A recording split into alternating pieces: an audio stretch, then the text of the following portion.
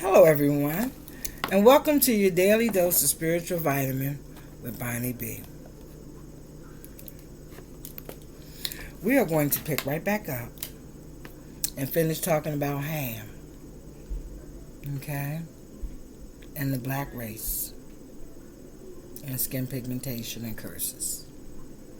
So our vitamin today comes from Blacks in the Bible. The original roots of men and women of color in Scripture is written by James H. Warden Jr. Okay? And we're going to pick right back up where we left off at. So I'm going to recap from the last video, and we're going to pick it right on back up. We start right here.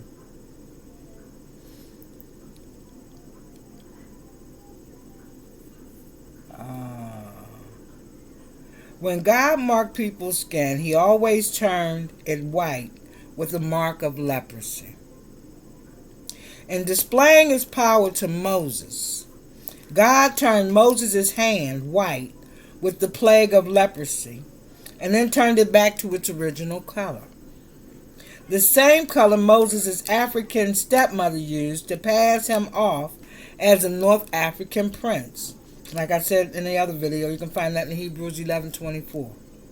Later, God cursed Moses' sister, turning her skin as white as snow, for speaking against Moses' Ethiopian wife. This you can find in Numbers 12:1, also verses 10 and 11.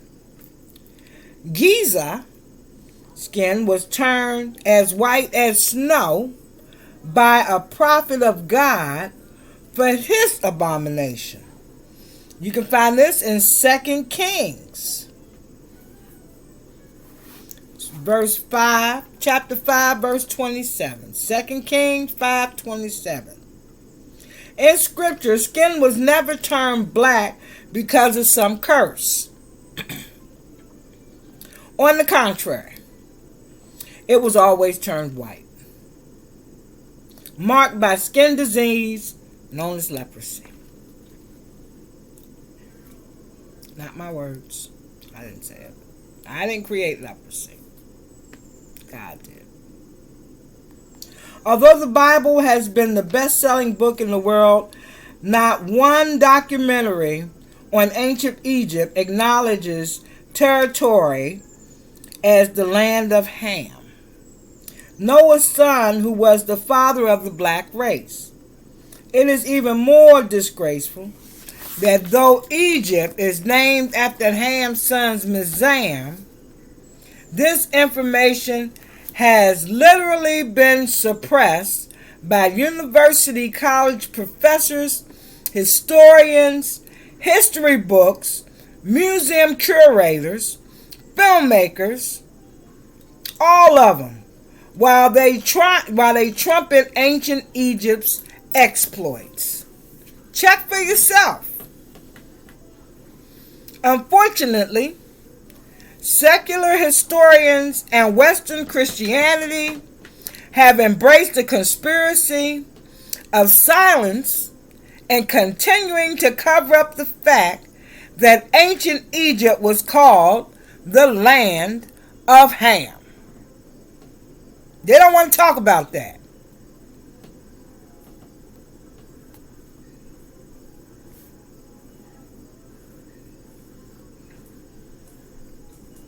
Who was the father of the black race.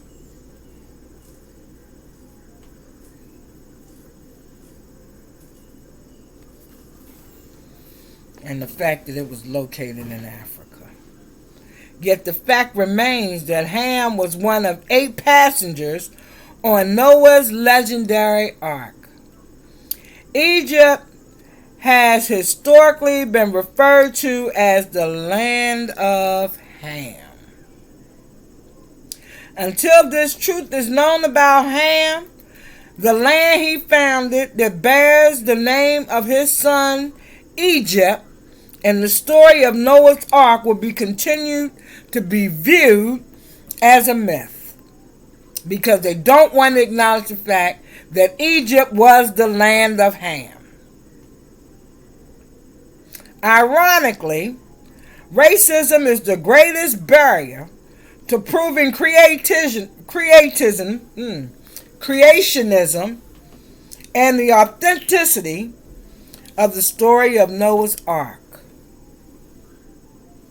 For Eden was west of Ethiopia, on the continent of Africa, and Ham, the father of the Negroid race, rode on the ark and helped his father build what Moses still referred to as the land of Ham.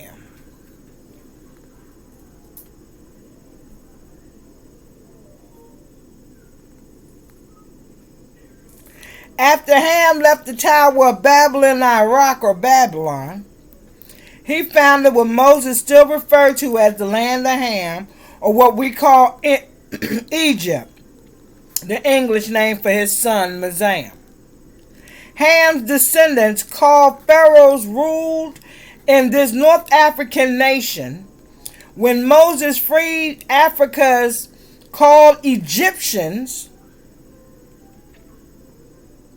when he freed the Jews from their African bondage in Psalms 105 and 27, these ancient Africans called Egyptians were Negroes, being descendants of the father of the black race, Ham.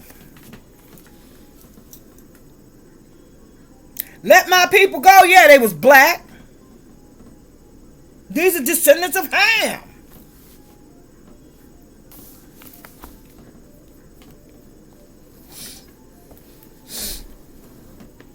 Nimrod, father of civilization. When Cassius Clay, now known as Muhammad Ali, won his first heavyweight championship in the fight against Sonny Liston in 1964, he repeated screaming, "I am king of the world."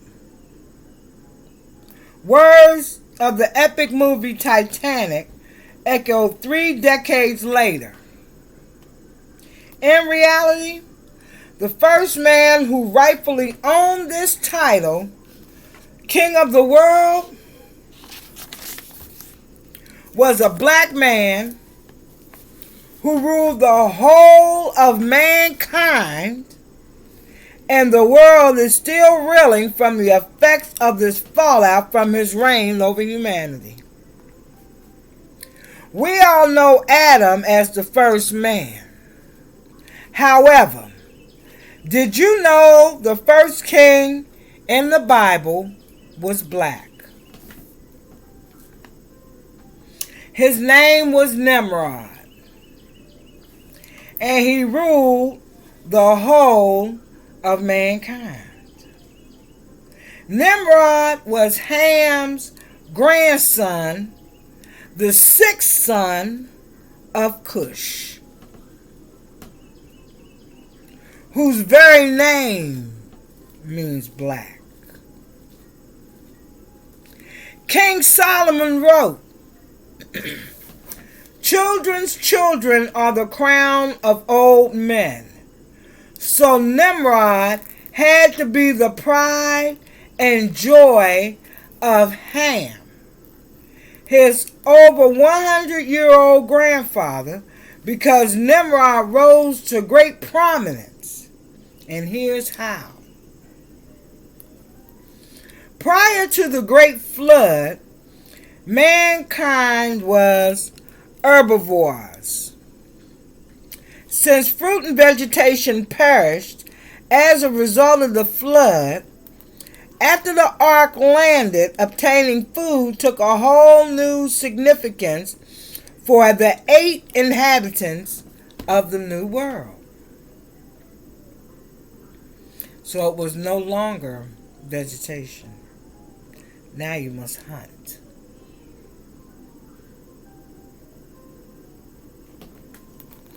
And this is evident in Genesis 7:24.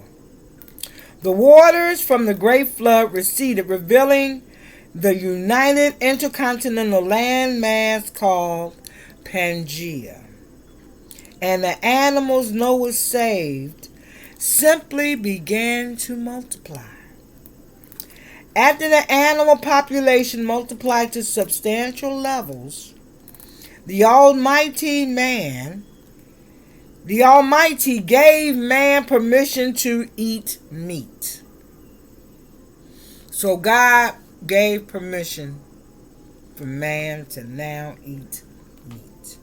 This is evident in Genesis 10:25 and 9 and 3. Chapter 9, verse 3. God instructed Nimrod's great-grandfather Noah that every moving thing that liveth shall be meat for you. Every moving thing that liveth shall be meat for you. Even as the green herb I have given you. Genesis 9 and 3. Until this edict, mankind did not have meat in their diet, only herbs. So it wasn't until Genesis 9. And man's average lifespan was over 600 years prior to eating meat. Just eating vegetation. It's in Genesis 7 and 6, his diet. It's only herbs.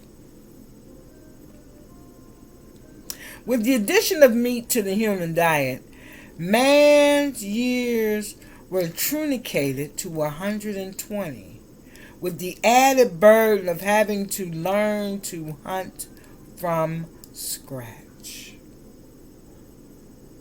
So they had to learn how to kill the animals they were going to eat. As a youngster, Nimrod accompanied his father Cush and his uncles on hunting expeditions. And when he came of age, he demonstrated exceptional skills in hunting, tracking, and trapping of wildlife. So much so that he made a name for himself as a mighty hunter. After the flood, the ark rested on top of Mount Ararat in eastern Turkey. Since this Armenian area had never been known for its agricultural prosperity, the early inhabitants of the New World appreciated Nimrod's cunning prowess in obtaining food. So everyone born after the flood spoke the same language, stayed in the same vicinity, and the world's population began to multiply. The soil was soon exhausted.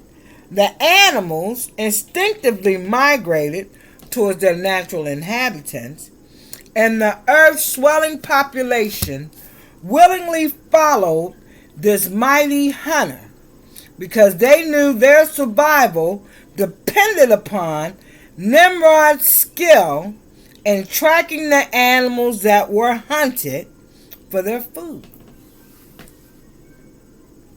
Therefore, Genesis 11:2 says, it came to pass that the peoples of earth journeyed from the east, that they found a plain in the land of Shinar, and they dwelt there. Nimrod's nomads found the region so fertile that even today many scholars erroneously credit it for the original site for the Garden of Eden. It was on the rich and fertile Persian plain called Shinar, which means two rivers. And the population of the New World decided to construct civilization. They made an excellent choice because this land was conducive to supporting human life through fishing, agriculture, and hunting. And this is in Genesis 11, verses 2 through 4. The Bible pinpoints the location of Shinar as the plain in Iraq. Here the origins of civilization took root, with Nimrod as the most powerful man on earth. And this is in Genesis 10 and 8. Bible scholars readily point that the land of Shinar was the true origin of human government, but they grudgingly admit who was heading it. Shinar is a Semitic word that refers to summer, where it was noted that the Sumerians raised a highly developed civilization after the flood during the Bronze Age. Shinar means two rivers because it is located between the Tigris River and the Great River, the River Euphrates. It is known by the name of the Mesopotamia, which is the land between two rivers. In Micah 5 and 6, the Bible acknowledges this region as the land of Nimrod, the birthplace of Abraham, known as Iraq today. It was Nimrod the Mighty who led this civilization on the plains of Shinar in Genesis 10 and 8. Until then, no form of human government ever existed on earth. The book of Genesis records that Nimrod was in charge of Babel, calling his dominion a kingdom. And this is in Genesis 10 and 10. It says, notice that the first time the word kingdom is used in the Bible is in reference to the dominion of this black man who was the king over the entire population of the post-flood world. There is no mention of any king in the pre-flood world. Until this point, you did not know the first king acknowledged by Scripture was of black lineage. Even today, the Iraqi people do not know that the first king of Iraq was a black man. And from his throne, he ruled all the people of the world. They are taught that Nebuchadnezzar was their first king to do this, when it was Nimrod, the mighty grandson of Ham.